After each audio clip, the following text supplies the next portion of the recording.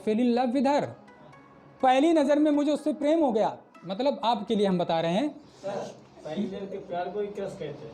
हाँ, क्रश दुर्घटना, प्रेम किसी दुर्घटना से कम नहीं है। Now see the next.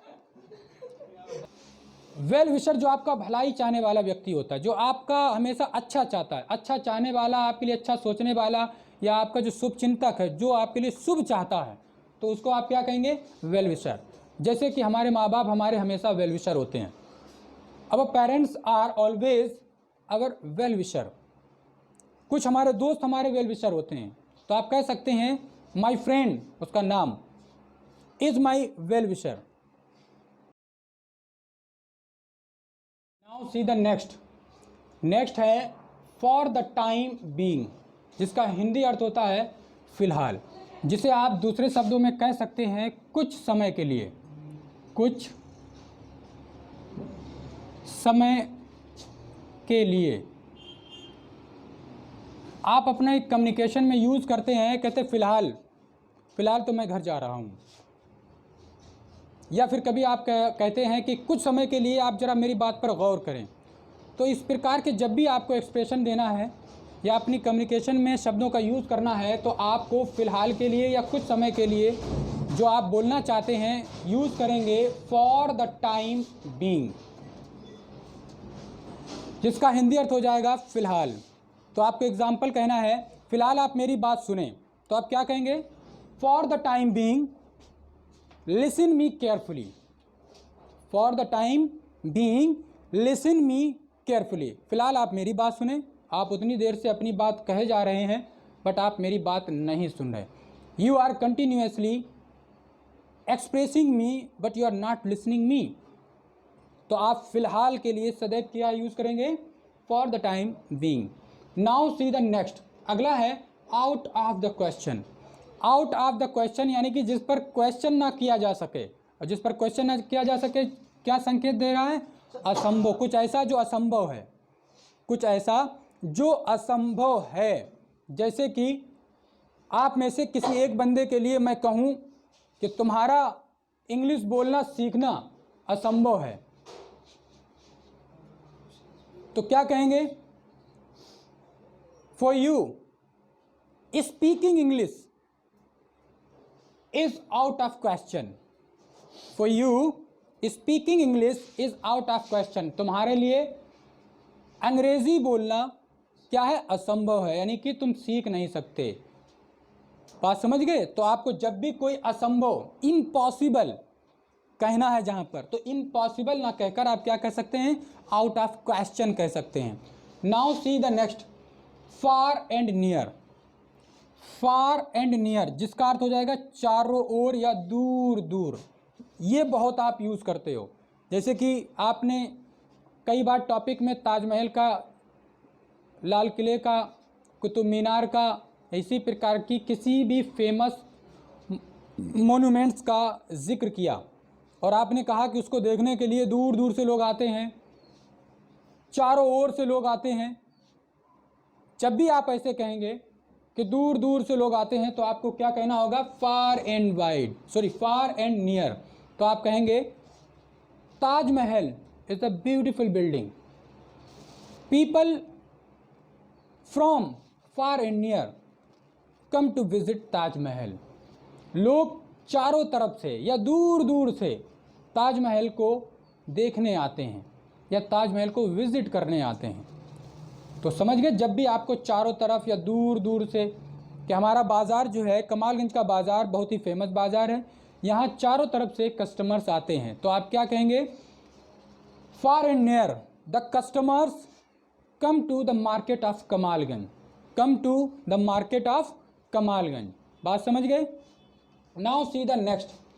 On the verge of, बहुत ही महत्वपूर्ण, जिसका अर्थ है की कगार पर। की कगार पर मतलब के किनार पर, अंतिम स्थिति में। जैसे कि एग्जाम्पल के तौर पर आप कहें कि भुखमरी के कारण, भुखमरी के कारण, ड्यू टू स्टारवेशन।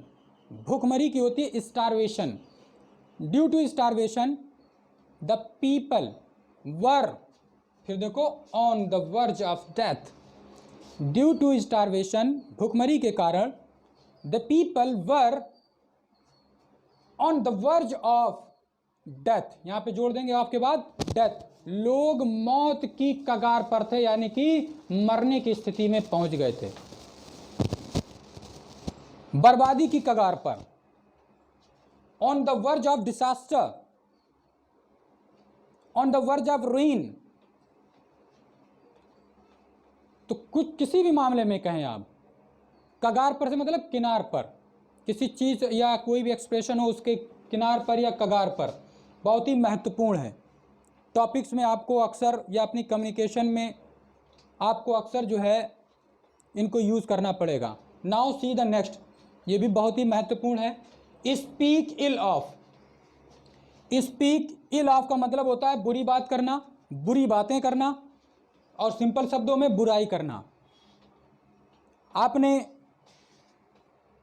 कई बार ये सेंटेंस बोलने की कोशिश की होगी और आप नहीं बोल पाए होंगे कि लोग बुराई करते हैं, तो लोग बुराई करते हैं या वो मुझे बुरा कहता है, उन्होंने उसकी बुराई की, जिसके लिए आप क्या लगाएंगे, स्पीक इल ऑफ। जैसे एग्जाम्पल के तौर पर वह मेरी बुराई करता है, तो क्या कर दोगे आप, ही स्पीक्स इल ऑफ, और यहां पर मी, he speaks ill of me, तो जिसका अर्थ क्या हो गया, वह मेरी बुराई करता है या मेरे बारे में बुरी बातें करता है या मुझे बुरा भला कहता है। तो ऐसा कोई भी सेंटेंस हो, वह मुझे बुरा भला कहता है, तो भी आप यही कहेंगे, he speaks ill of me. वह मेरी बुराई करता है, तो भी आप यही सेंटेंस कहेंगे। वह मेरे लिए बुरी बुरी बातें कहता है या करता है, तो भी आप यही सेंटेंस कहेंगे। और ये होती तो ज़रूरी है, ऐसा कोई है नहीं जिसके पीठ पीछे उसकी बुराई की जाती ना हो। मेरी भी की जाती हैं, तुम्हारी भी की जाती होगी, इवन हमारी तुम्हारी तो छोड़ो, माननीय मोदी जी पीएम साहब की भी करते पीछे पीछे। तो पीछे पीछे जो बुराई करते हैं उन्हें करने दो, लेकिन उनके लिए आप क्या यूज़ कर लो, अपना फार्मूला, स्पीक इल ऑफ। अब इसका अपोजिट देखो, जहां पर आपको आपकी पीठ पीछे बुराई करने वाले मिलेंगे, वहीं पर तारीफ करने वाले मिलेंगे, क्योंकि आपको सारे लोग नापसंद भी नहीं करेंगे और सारे लोग पसंद भी नहीं करें। इसलिए सबके लिए भले बनने की भी कोशिश ना करें और सबके लिए बुरे भी मत बनना फिर आपके खिलाफ जो है वारंट निकल पड़ेगा, फिर आप लादेन वाली कैटेगरी में पहुंच जाएंगे, जिनके लिए कोई तारीफ नहीं। देखो, स्पीक हाईली ऑफ, तारीफ करना के लिए, देखो लिखा भी है की तारीफ करना। जब आप किसी की तारीफ करते हैं तो एडमायर की जगह पर आप ये कहें, he admires me, he always admires me, वह मेरी सदैव तारीफ करता है। आप इसकी जगह पर फ्रेज यूज कर सकते हैं, he speaks highly of me, he speaks highly of me. अच्छा, एक बात और भी बताएं, आपको एक और ट्रिक अपनी जानिब से हम आपको पहुंचा रहे हैं कि जब आप कहीं पर पर्सनली गुप्त बात करना चाहते हो तो आप इंग्लिश बोलने लग जाएं, आपकी बात लोग नहीं समझ पाएंगे, आप कंफर्टेबली आराम से कहीं भी बात कर सकते हैं। और जब आपको आभास हो जाए कि यहाँ पर कुछ लोग ऐसे हैं जो 3 और 5 पढ़े हुए हैं और वो मेरी बातें कुछ समझ सकते हैं इंग्लिश में बोलने पर, तो आपको क्या करना है कि उसमें स्टैंडर्ड वर्ड और फ्रेज, ऑर्डिनरी शब्दों से दूरी बना लें। मतलब ऑर्डिनरी शब्द एडमायर्स ना यूज करके स्पीक हाईली ऑफ कहाँ से समझ लेंगे। नतीजा ये कि अगर आप थोड़े बहुत पढ़े लिखों से भी अपनी बात को छिपाना चाहते हैं या आप चाहते हैं कि वो बात आपकी ना समझ पाए, तो आप फ्रेज पर उतर आएँ, स्टैंडर्ड वर्ड का यूज़ करने लगें, न्यू वर्ड्स का यूज़ करने लगें, तो आप देखेंगे कि आप उनके सामने भी आप अपनी बात कर लेंगे और वो बात समझ नहीं पाएंगे, जो अक्सर हम लोग किया करते हैं। तो स्पीक हाईली ऑफ मीन्स की तारीफ करना, एडमायर्स एप्रिशिएट की जगह पर आप यूज़ करेंगे क्योंकि वो एक वर्ड है और ये एक फ्रेज है। Now see the next, high time means सही समय। It is a high time to make a practice for speaking. आप लोगों के लिए एकदम सही समय है। क्यों? क्योंकि इस लॉकडाउन के हालात में, हालांकि ये लॉकडाउन नहीं है, अनलॉक 4 है, लेकिन हम लोग तो अब लॉकडाउन ही कहेंगे, क्योंकि अनलॉक 4 तो समझ में आया नहीं, और जो समझ में आया नहीं उसके बारे में टेंशन लेना क्या। तो इस लॉकडाउन की परिस्थिति में, जिसमें सब कुछ बंद है, हमारे पास कोई काम नहीं है सिवाय चरने के, तो इस परिस्थिति में हम क्या कर सकते हैं? ये कर सकते हैं कि हम कम से कम एक काम तो कर ही लें कि स्पीकिंग तो अपनी अच्छी कर ही लें, इंग्लिश बोलना तो सीख ही लें। तो इसलिए अब क्या है, ये सही समय है तुम्हारे लिए अंग्रेजी स्पीकिंग सीखने के लिए। तो क्या हो जाएगा, it is high time to learn speaking English. It is high time to learn speaking English. अंग्रेजी बोलना सीखने के लिए ये एकदम बेहतरीन टाइम है। Now see the next, learn the hard way. Learn, सीखो, हार्ड वे, कठिन परिश्रम के माध्यम से, इसका अर्थ ये हुआ। तो देखो अब आ जाते हैं रियल मीनिंग पे, क्योंकि अगर ट्रांसलेशन करो ना तो उससे फील कर सकते हो ये कहना क्या चाहते हैं, लेकिन आप बिल्कुल एग्जैक्ट वर्ड नहीं समझ सकते। कठिन अनुभवों से सीखना, यानी कि जब आपने किसी काम को, किसी स्किल को मेहनत करके, कठिन परिस्थितियों से, कठिन अनुभवों से सीखा होता है, तब आपको उसके लिए क्या कहना है, लर्न द हार्ड वे, यानी कि मेहनत और मशक्क़त के बाद सीखना। जैसे कि आप स्पोकन इंग्लिश सीखने का प्रयास कर रहे हैं, इसमें मेहनत और मशक्क़त लग रही है, आपको जो है कठिन अनुभव का सामना करना पड़ रहा है, क्योंकि मैं पढ़ा रहा और आप पढ़ रहे, it is a different thing. आप पढ़ भी जाएंगे, आप जान भी गए कि स्पीकिंग में क्या होता है और स्पीकिंग में कैसे बोला जाता है, पर बोलना तब तक नहीं आएगा जब तक कि आप कठिन परिस्थितियों का सामना नहीं करेंगे, यानी कि आकर सामने बोलेंगे नहीं, प्रैक्टिस नहीं करेंगे, और बोलने का जो मौका मिले उसमें लोगों के आकर फेस टू फेस खड़े नहीं होंगे। उधर रहना is the different kind of the things, लेकिन इधर आना ये एक अलग बात है। और इधर जो आ गया और मेरी तरह खड़े होना सीख गया, तो उसने पहला स्टेप समझो पार कर दिया। तो ये आपके लिए एकदम जो है वो क्या है, एक वो मेथड है जिसमें आप लर्न हार्ड वे, आपको जो है कठिन अनुभवों से सीखना है। Now see the next, from head to toe. Head सर, टो पैर का अंगूठा, जिसके लिए क्या गया कहा गया, सिर से पांव तक, यानी कि सर से लेकर पैर तक। अच्छा, ये सर से लेकर पैर तक कब कही जाती, जब हमें कहना पूरा। दूसरे शब्दों में, चोटी से लेकर एड़ी तक एक ही बात हुई। इसे हम लोग नहीं कहते चोटी से लेकर एड़ी तक का तुम जोर लगा दिया, लेकिन तुमने फिर भी परीक्षा नहीं पास कर पाई। हाँ, या हम लोग कह देते ऊपर से लेकर नीचे तक का तुमने जोर लगा दिया, लेकिन तुमने परीक्षा पास नहीं कर पाई।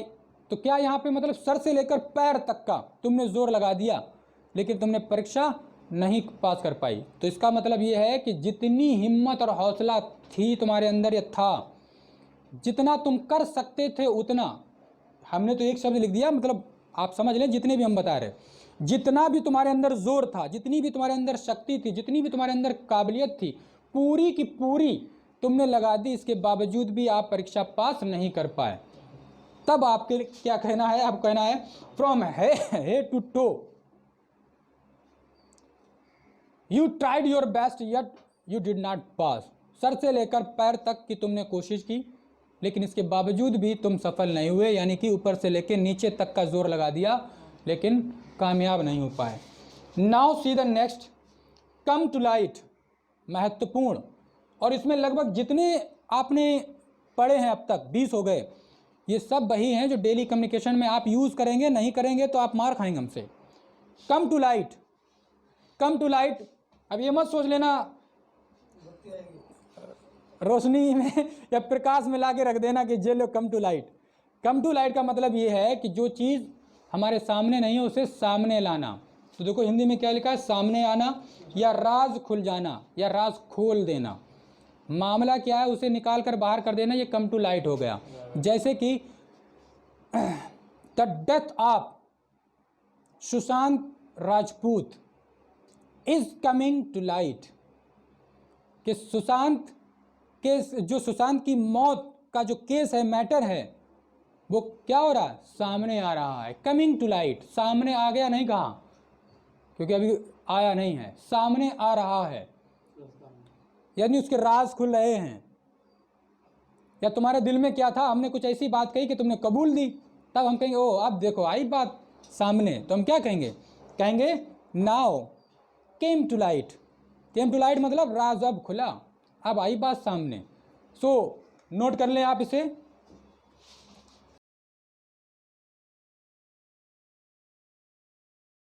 Now see the next. अब अगला है पोक वंस नोज इनटू।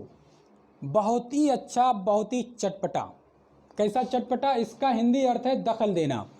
अगर आप अपने शब्दों में समझना चाहें तो आप ये भी कह सकते हैं ना घुसेड़ना, क्योंकि पोक मीन्स होता है घुसेड़ना या इंसर्ट करना, कोई चीज़ दखलंदाजी करना। अपनी नाक घुसेड़ना या नाक डालना से मतलब ये है कि कई बार हम लोग जैसे कि अपना कोई मैटर डिस्कस कर रहा हो, कोई आया बीच में बोल दिया, तो हम लोग क्या कहते हैं, तुम अपनी नाक जरूर घुसेड़ते आके।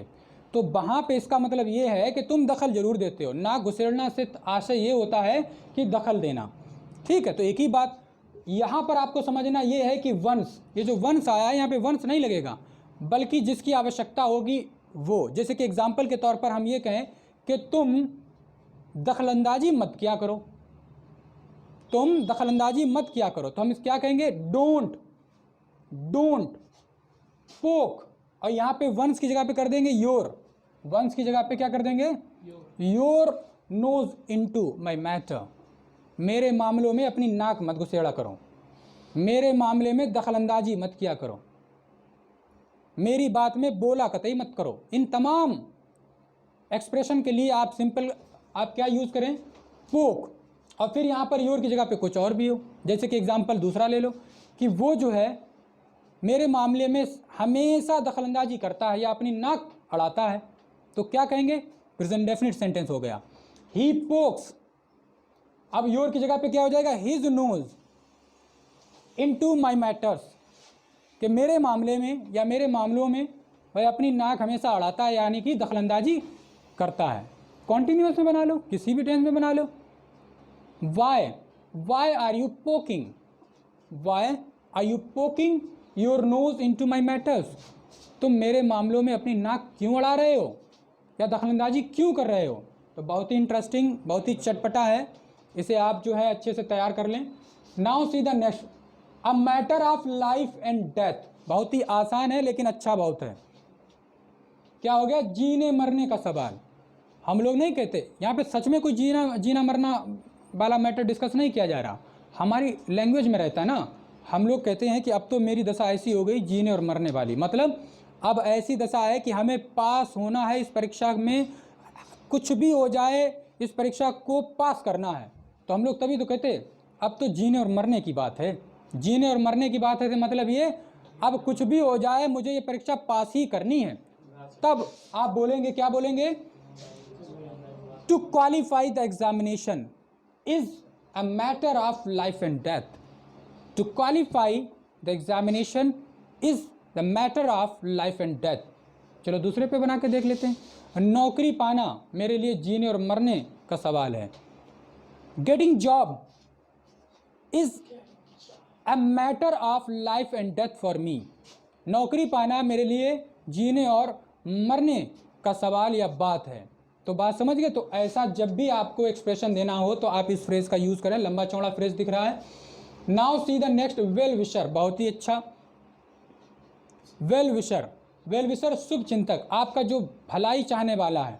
ये हमारा ता है जो टा के जैसा दिखता है, सदैव टा और ता में अंतर ही नहीं हो पाता मेरे।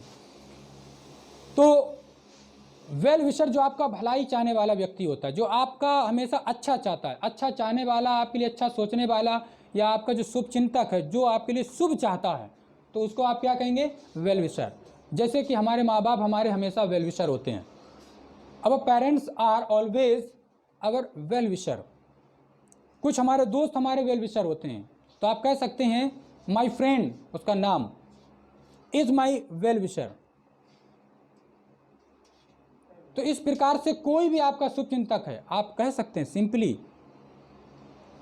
Okay, now see the next, at any moment. बहुत ही ज़्यादा यूज़ करते हो हर समय। किसी भी पल, आजकल बारिश का मौसम है, किसी भी पल बारिश आ सकती है। इट में रेन एट एनी मोमेंट, किसी भी पल बारिश हो सकती है। किसी भी पल या किसी भी वक्त या कभी भी रिजल्ट आ सकता है। At any moment the result can be out. Result आना के लिए आउट यूज करेंगे, आना कम मत लगा देना। रिजल्ट कैन कम, रिजल्ट क्या पैरों पैरों आएगा इसे खड़ाम खड़ाम खड़ाम खड़ाम है, ऐसा तो होएगा नहीं। रिजल्ट कोई पैरों से थोड़ी ना चल के आएगा, रिजल्ट आउट होता है, ठीक है, तो आता नहीं है।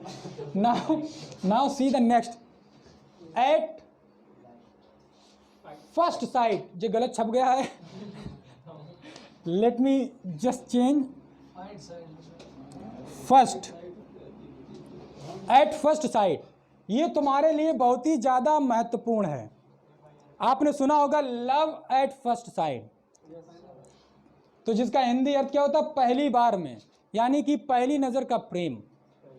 जब पहली नज़र में प्रेम हो जाता है तो उसे क्या कहते हो? Love at first. अभी भी फर्स्ट में गलती है। लव एट फर्स्ट साइट, पहली नज़र का प्रेम। जैसे कि तुमने सवाल क्वेश्चन देखा और एकदम से पहली बार में देख के तुरंत समझ में आ गया, ऐसे लगेगा, तो उसे आप कह सकते हो क्या? पहली बार में। It mean at first sight, I solve the question at first sight. I at first sight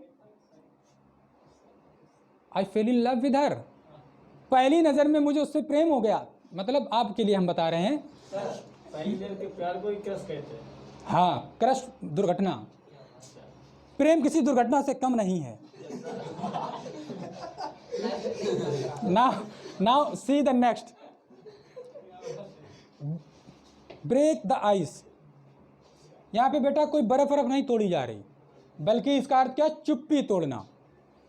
आप बर्दाश्त करते करते थक गए, आखिर में आप बोल ही पड़े, तो चुप्पी आपने तोड़ दी। तो ब्रेक द आइस, तो चुप्पी तोड़ना फ्रेजल वर्ब है, फ्रेज है, या पहल कर देना। आप अंत में थक जाते हैं, पहल कर देते हैं, बात कही देते हैं, स्टार्ट कर देते हैं। तो ब्रेक आइस मीन चुप्पी तोड़ना या पहल करना। Now see the next. In broad daylight, ये तो बहुत ही अच्छा है। हम लोग नहीं कहते खुल्लम खुल्ला, या फिर दिन दहाड़े कहते खुल्लम खुल्ला चोरी हो गई भाई, दिन दहाड़े डाका पड़ गया। या फिर एक गाना वही खुल्लम खुल्ला प्रेम करेंगे हम दोनों हैं। तो ये खुल्लम खुल्ला या दिन दहाड़े की अंग्रेजी क्या होती है? In broad daylight. Broad daylight मतलब खुल्लम खुल्ला, ठीक है। Don't talk please. Now see the next is also interesting. अगला भी बहुत बढ़िया है। आस्क फॉर ट्रबल मीन्स मुसीबत मोल लेना। कभी कभी नहीं, हम लोग मुसीबत मोल ले लेते जानबूझकर, तो मुसीबत मोल लेना तो हो जाएगा ask for trouble. Ask mean पूछना नहीं, मतलब मांगना या पूछना, यानी कि खुद मुसीबत मोल ले ली, अपने पास बुला ली। तो जैसे कि एग्जाम्पल के तौर पर हम कहें कि उसने तो मुसीबत खुद मोल ले ली। ही आस्क्ड, मोल ले ली पास्ट इंडेफिनिट में। He asked for trouble himself, उसने तो खुद ही मुसीबत मोल ली। He asked for trouble himself. Now see the next. Face to face, ये तो आप खूब यूज करते हैं। फेस टू फेस आप बात कर लेना। Talk to him face to face. Goody goody, goody goody जो है इसका मीन्स होता है ऊपर से अच्छे दिखने वाले लोग, यानी कि जो दिखावा नहीं करते, अच्छा बनने वाले लोग, अच्छा होने का दिखावा करने वाले, या शराफत का चोला पहने रहने वाले लोग, शरीफ बनने वाले लोग, उन्हें क्या कहते हैं? गुडी गुडी। तो आप किसी को भी कह सकते हैं he is Gudi Gudi man, मतलब एक ऐसा व्यक्ति है कि जो अच्छा बनने का दिखावा करने वाला है, ठीक। That's it. तो आई होप सो कि आपको हमारे आज के ये फ्रेजेस, इस वीडियो लेक्चर को आपने बहुत ज़्यादा पसंद किया होगा, और अगर आपने किया हो तो प्लीज़ कुछ करें ना करें पर लाइक ज़रूर कर दें। I love you.